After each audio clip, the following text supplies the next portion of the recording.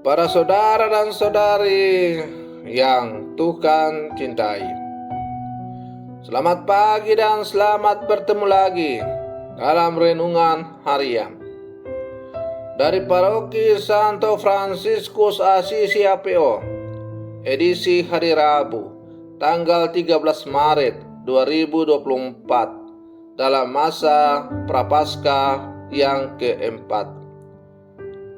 Mengawali hari yang baru ini, kita hendak mendengar dan merenungkan sabda Tuhan. Marilah sebelum kita mendengar dan merenungkan sabda Tuhan, kita berdoa. Dalam nama Bapa dan Putra dan Roh Kudus. Amin. Allah Bapa Maharahim, Engkau mengganjar jasa orang saleh dan mengampuni orang berdosa yang bertobat. Kasihanilah kami yang berseru kepadamu. Semoga kami mengakui kesalahan kami dan memperoleh pengampunan. Bersabdalah ya Tuhan, kami siap mendengarkan. Terpujilah Engkau Bapa, Putra dan Roh Kudus, kini dan sepanjang segala masa. Amin. Para saudara dan saudari yang Tuhan cintai, sabda Tuhan yang hendak kita dengar dan kita renungkan untuk mengawali hari yang baru ini diambil dari Injil Yohanes pasal 5 ayat 17 sampai 30. Tuhan bersamamu. Inilah Injil suci menurut Yohanes. Sekali peristiwa, Yesus berkata kepada orang-orang Yahudi, "Bapakku bekerja sampai sekarang, maka aku pun bekerja juga." Sebab itu orang-orang Yahudi lebih berusaha lagi untuk membunuhnya, bukan saja karena ia meniadakan hari Sabat, tetapi juga karena ia mengatakan bahwa Allah adalah Bapanya sendiri, dan dengan demikian menyamakan dirinya dengan Allah.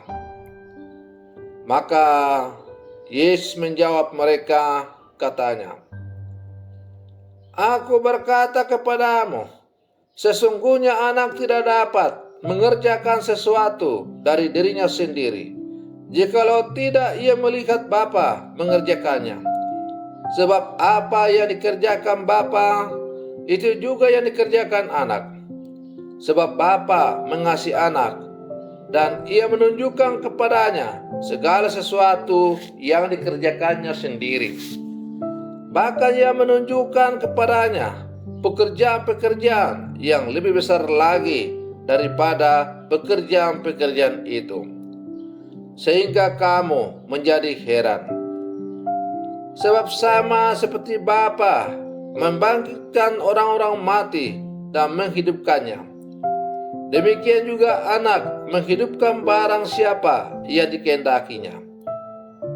Bapa tidak menghakimi siapapun, melainkan telah menyerahkan penghakiman itu seluruhnya kepada anak, supaya semua orang menghormati anak sama seperti mereka menghormati Bapa.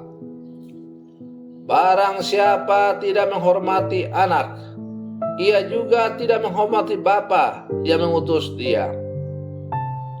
Aku berkata kepadamu, sesungguhnya barang siapa mendengar perkataanku dan percaya kepada dia yang mengutus dan percaya kepada dia yang mengutus aku, ia mempunyai hidup yang kekal dan tidak turut dihukum, sebab ia sudah pindah dari dalam maut ke dalam hidup. Aku berkata kepadamu, sesungguhnya saatnya akan tiba dan sudah tiba, bahwa orang-orang mati akan mendengar suara Anak Allah, dan mereka yang mendengarnya akan hidup. Sebab sama seperti Bapa mempunyai hidup dalam dirinya sendiri, demikian juga diberikannya anak mempunyai hidup dalam dirinya sendiri. Dan ia telah memberikan kuasa kepadanya untuk menghakimi, karena ia adalah anak manusia.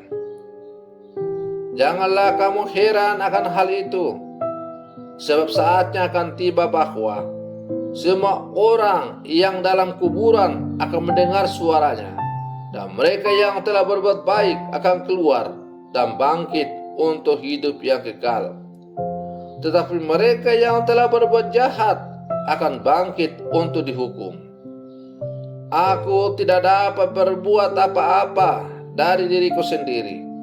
Aku menghakimi sesuai dengan apa yang aku dengar, dan penghakimanku adil, sebab aku tidak menuruti kehendakku sendiri, melainkan kehendak Dia yang mengutus aku. Demikianlah sabda Tuhan.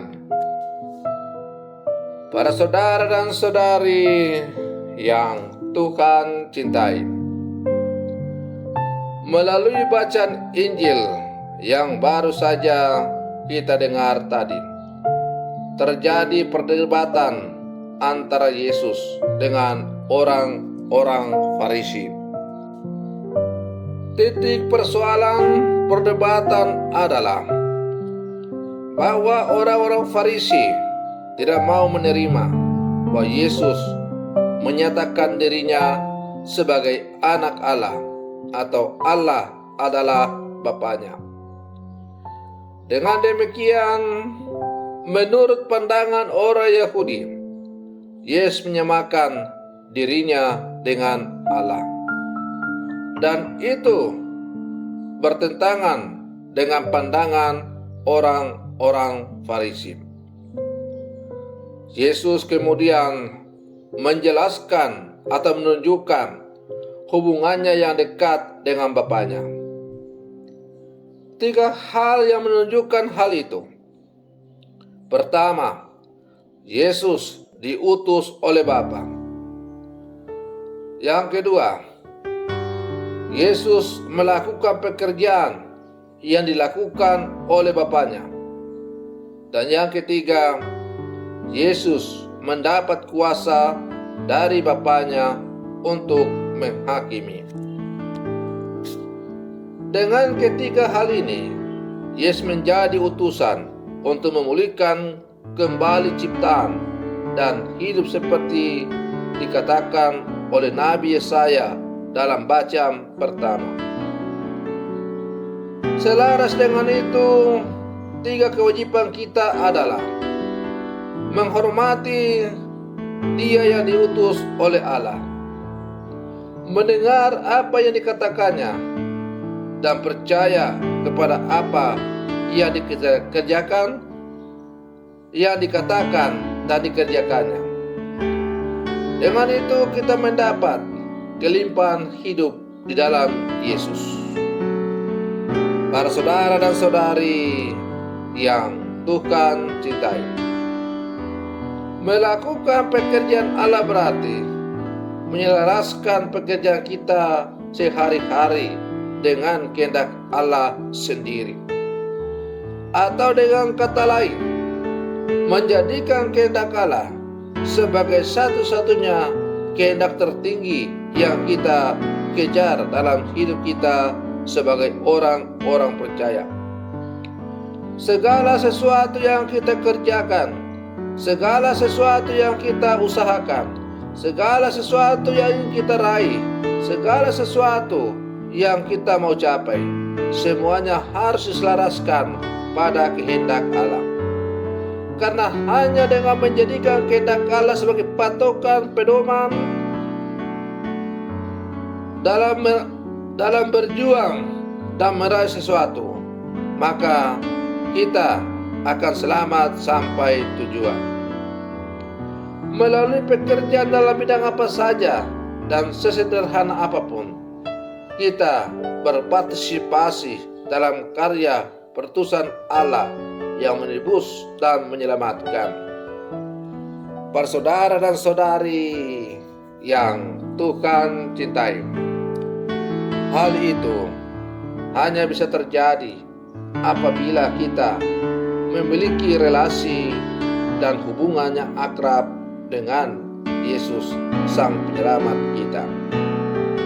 Sebagaimana Yesus karena memiliki hubungan yang sangat akrab, mereka saling mengasihi satu sama lain, maka Yesus dapat melakukan segala sesuatu yang dikerjakan oleh Bapaknya.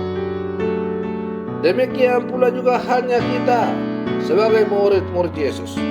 Kita hanya bisa melakukan segala sesuatu yang dikehendaki olehnya apabila kita memiliki relasi yang akrab dengannya.